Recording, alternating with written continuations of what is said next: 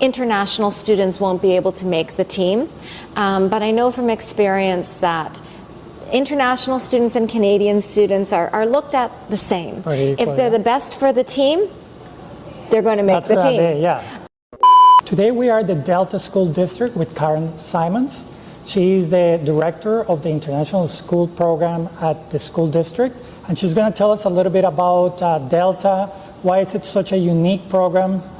Very fun to me because I used to live in Tsawwassen, so I'm very familiar with this area. And it's really a great community to have kids coming for a semester or school year. So thank you, Karen, for being with us. And if you can tell us a little bit more about Delta, please. Yeah. So Delta is part of the Vancouver area. Mm-hmm. So when I travel abroad, I don't actually necessarily say I'm from Delta. Correct. I say I'm from Vancouver. Yes. But it is the most southwest corner of Vancouver. It's about a 20-minute drive to the Vancouver airport. It's about a 30-minute drive, depending on traffic, to downtown Vancouver. And it has a very different feel to it than being in the heart of a big city. We don't have skyscrapers and tall buildings. It's a family-oriented community with homes, bigger pieces of property, single-family homes rather than apartments and condominiums and those kinds of things. We have all the services that anyone needs. The hospitals across the street there, wonderful recreation centers, gymnastics facilities, sports facilities, libraries, restaurants, huge shopping mall, Tsawwassen Mills shopping mall. Biggest in the metro area, right? Yes, absolutely. So lots to do, lots of things to experience, but it is a safe, family-oriented community. Yes. The crime rate in Delta is actually 40% lower than the average in the province and 32% below the country's crime rate. So Canada's known as a safe place to live, but Delta is very even safer than the rest of Canada. Absolutely. I agree. Yeah. And within Delta, there are 3 different communities. You mentioned you used to live in Tsawwassen. Yes. I used to teach at the high school in Tsawwassen, so that is one part. It's the most southernmost part of Delta. The area where my office is, where we are right now, is called Ladner. It's the civic heart of Delta. It's probably the most convenient in terms of getting into downtown, other areas of Vancouver. There's a big bus loop across the street there as well. Takes you to the SkyTrain, right? Takes you to the SkyTrain, takes you into the North Delta area as well. This is the area of Delta where I live. And then about a 15-minute drive away is the area called North Delta. It's the most urban feeling area. It's a little bit more densely populated, a little busier. So even within Delta, depending on what students or families are looking for, there's a lot of different choice in terms of lifestyle, even in one community. Absolutely. One thing that I love about Delta, Ladner, Tsawwassen, and people often don't talk much about it, is how sunny it is compared to even Vancouver. I was amazed this morning. I live in Vancouver. I left my house.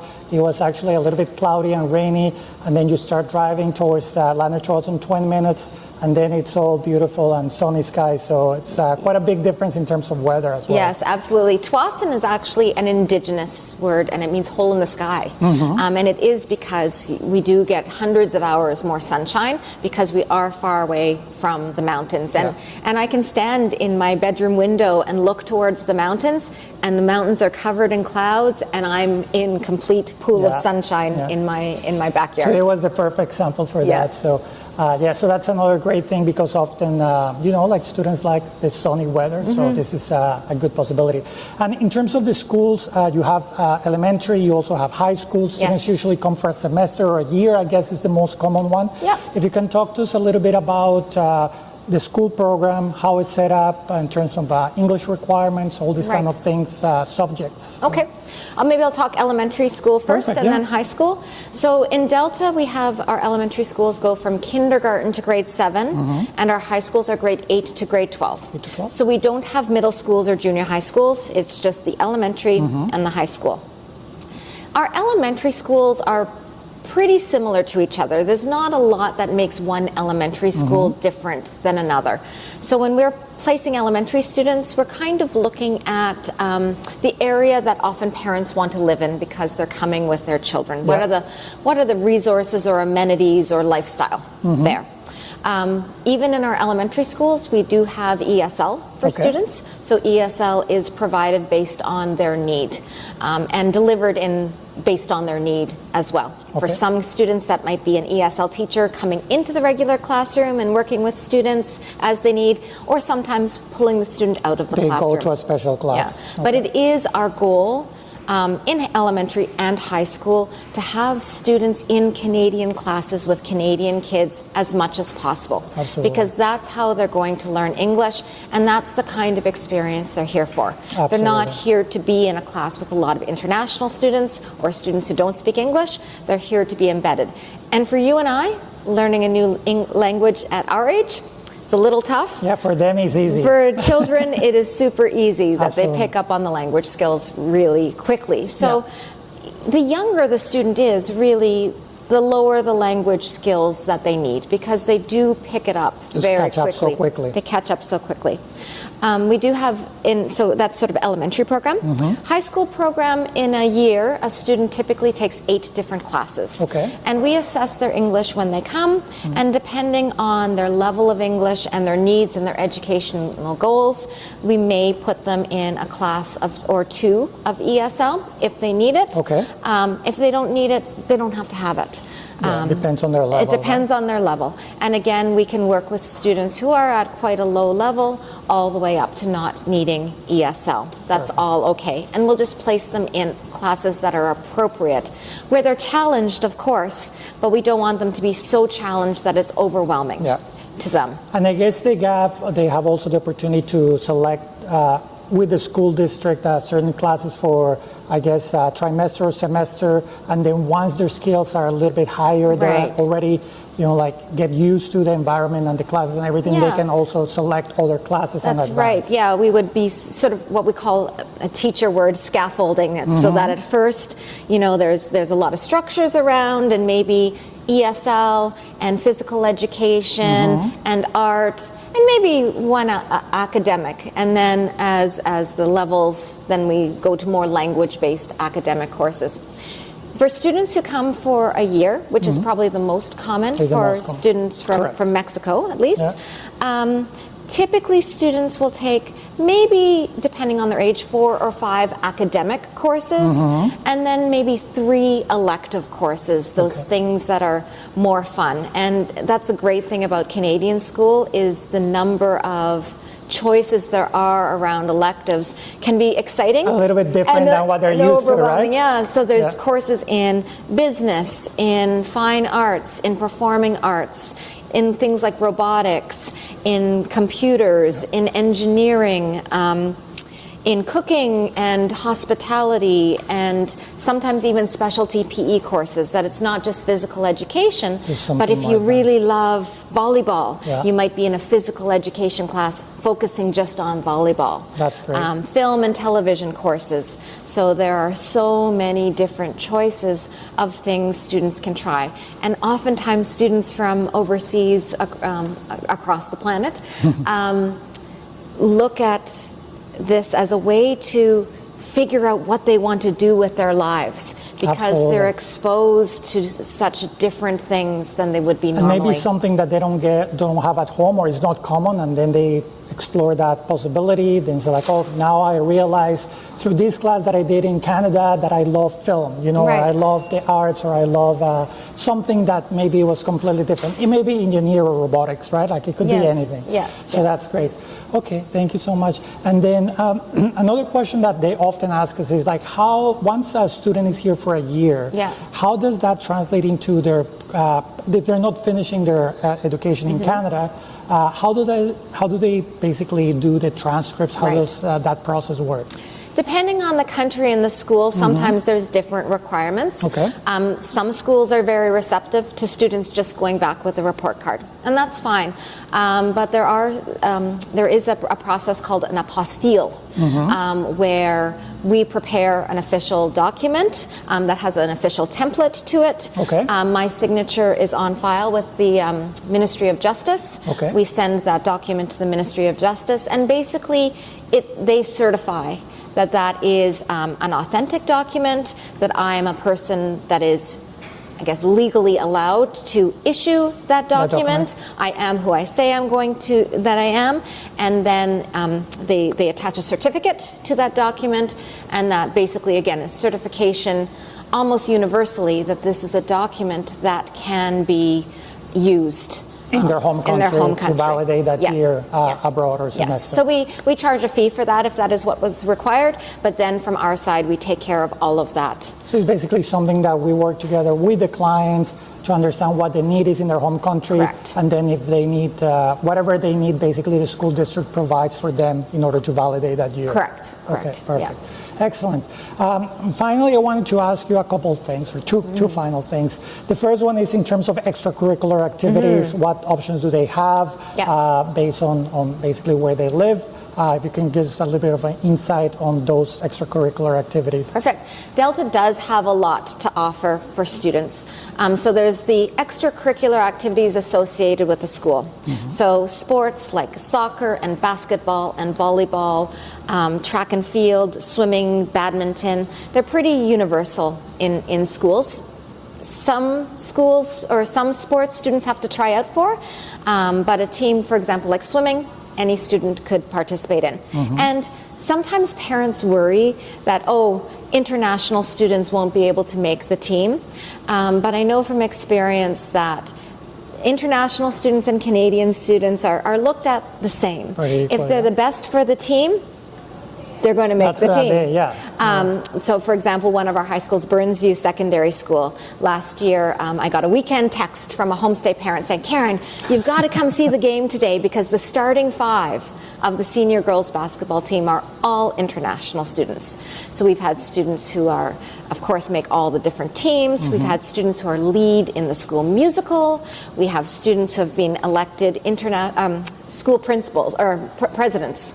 Who are international students. So there are all of those extracurricular activities that are centered in the school. And lots of clubs as well. Leadership clubs, fun special interest clubs, dance clubs, all sorts of things.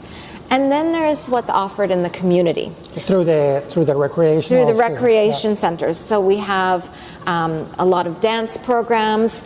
All of the recreation centers have swimming pools, skating facilities, drop-in sports, fitness facilities, and high school students who live in Delta can actually access that for free. Oh, I didn't know that. So twice a week there's basketball, drop-in. If you like basketball, you can do that. Just go. And then there's more structured sports and things in the community as well. There are local basketball associations, volleyball associations, ball hockey, karate, swim clubs, basically anything they want. But it's always good for me to know in advance. So when we work together with early conversations, to know if a student wants to horseback ride. Because if they do, we'll be putting them in Ladner and Tsawwassen, this area. If they want karate or something like that, we may have a facility that's in a different area that they're more likely to connect with. So I know gymnastics is quite big here because they have a great center here, right? It's well known in the Lower Mainland actually for it. And they're very welcoming to our students. They actually did a newspaper article a few years ago. It's called Delta Gymnastics Goes International, because I think that fall we had about 7 international students join them and train with them. So great. Thank you, Karen. They're very welcoming. That's great. One last thing in terms of the program that I wanted to ask you, because this is extremely important for the students, for the parents. I always say that when you go abroad, it's half of your experience, and that's families. Yes. Like who, if they're not coming with their parents, which is most of the students, they're staying with a homestay family. One of the things that we love about this type of community like Delta is that families are, like it's outside of the city, like you said at the beginning. It's a little bit more quiet, a little bit more family oriented. This is what these communities are known for. So if you can just talk to us a little bit about the families, what the process is to select a family, how's that dynamic of family living for a high school student coming for a year? Sure, yes. So we run our own homestay program. Not all school districts do, but we feel that this allows us to give a better sense of care to the student because we know them not just as students, we know them as children. They are living in our homes. They are part of our community. They're my neighbors. And oftentimes, if there's something going on with a student, it's not just school or just at home, where we see a pattern of things. So that helps us step in and take better care of them. So when I hear that there's a student that's maybe struggling in school or maybe struggling in home, we meet as a team. The homestay coordinator that's assigned to the student, my homestay manager, myself, the academic supports of that student, we'll all sit down in my office and we'll talk through, maybe gather some information and talk through what's happening and how we're going to support that student the best we can. We do have several Spanish speakers in our within program. The team? Yeah, I have a Spanish support worker, and one of my homestay coordinators actually is from Mexico, and she speaks Spanish as well. So we're able to communicate with students when even they maybe don't have that English word that really explains what it is that they're doing. So how we match students up in homestay is students do a profile of themselves, what they're interested in, what their expectations are. Are they an active student? Are they a less active student? Do they like to read? Do they like to play basketball? Do they want to camp? Do they want to ski? We gather that information and then we look at the entire pool of the families we have. And how to match and start matching students with the family that's going to, on paper, suit them the best. And we have a wide variety of families. We have families that are younger with young children, that are maybe older and their children are now in university, but they have all this room and time and still energy and want to have kids around. So a variety of different types of families. And again, we're matching, we're doing the best we can to match. What looks good on paper, 90% of the time we get works out. But no matter, despite anyone's best efforts, 10% of the time, it's maybe not the best fit. In which case, it doesn't have to be a big deal. It's not a big just didn't work out, right? It just didn't work out. Our homestays know to expect that. Students should, expect that too. Nobody's going to hold it against the student. It doesn't mean they're a bad student. It doesn't mean it's a bad family. Absolutely. And then we just take the student to meet a couple of other homes, and they go, that's what feels right to me. And we just do that seamlessly. Excellent. And in terms of the student on a day-to-day, they obviously they have their breakfast at home before they go to school. Then they go to school. They have a packed lunch, I'm assuming, most of the time. And then they'll come to dinner, which is in Canada usually around 5, 6 p.m. Early. And it's usually the big meal of the day. So that's where the student eats their meals, right? Correct, Some students choose to buy their lunch at the school cafeteria, but a packed lunch is what's provided by the homestay, and all their snacks that they need as well. Excellent. And finally, Karen, if you can just maybe if you could give some advice, you've been in this industry for a long time, to a parent that is considering sending their kids abroad to Delta or to Canada, what do you see on a day-to-day, year-to-year basis into why is this a good experience for them? So if you just can give them some advice into why do this? It is such a wonderful experience, and it is, if you are looking at Canada, the school experience is going to be very similar no matter where you go in Canada, and it's the supports and the area where students are living that's really important in terms of the decision making. Absolutely. Now, in terms of the value of this, the first thing people always say is get better at English, and that's important, but it's just a small piece of what students get out of this. Most parents report when their children go home, they are so much more mature, they are so much more independent, they are so much more better thinkers, better problem solvers. Open to the world, different cultures. Open-minded, there's just such tremendous personal and internal growth. I had a girl the other day that I was driving because she actually was in rugby and bumped her head. I had to take her to the hospital, and she just said how much more confident she feels being out in the world, making new friends, talking to adults, being who she is from this experience. And those are hard things to describe. Absolutely. But we hope that kids go back as better more grown-up versions of where they left. And it's very important to us, too, that we keep them healthy and safe when they're here, because we want them to be better versions of themselves, not more challenged versions of themselves. And that's our responsibility in what we do. Yeah, I agree. I agree with everything that you said. My whole journey in international education started as an exchange student on a high school program. So when I was 17 years old, I had a chance to travel abroad, do a high school program, and it really did change my life in so many different ways. I always tell the parents, like English is a given, like as you were saying earlier, when you're, 12, 13, 15, 16, and you spend a whole academic year in Canada, English will just happen. You will go from like whatever level to like pretty advanced in no time. But it's everything else that happens that you just mentioned that make it such a life-changing experience. So I always encourage people, if you can give this to your kid, it's definitely life-changing. It's definitely something that they'll never forget and something that they can really transform their lives in so many different ways.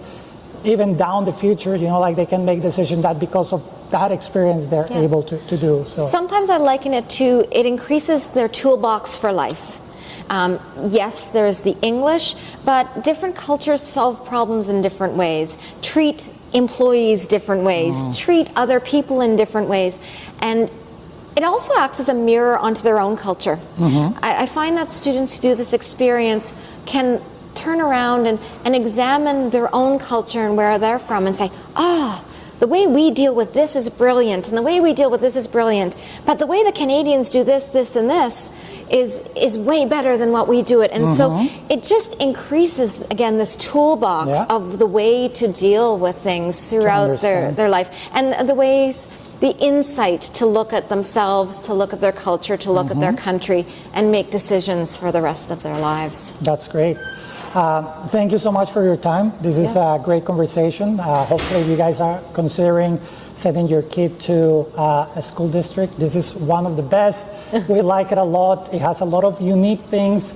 As Karen said, like in Canada, there's a lot of programs, there are a lot of different things, but this community in particular, because it's so close to Vancouver, but also is not Vancouver, makes it very unique, accessible, but family-friendly, oriented, very safe, which is what most parents are looking for their kids when they study abroad. So thank you so much for your time. Your time. And we'll talk soon. Thank you, Karen. Thank you. Thank you.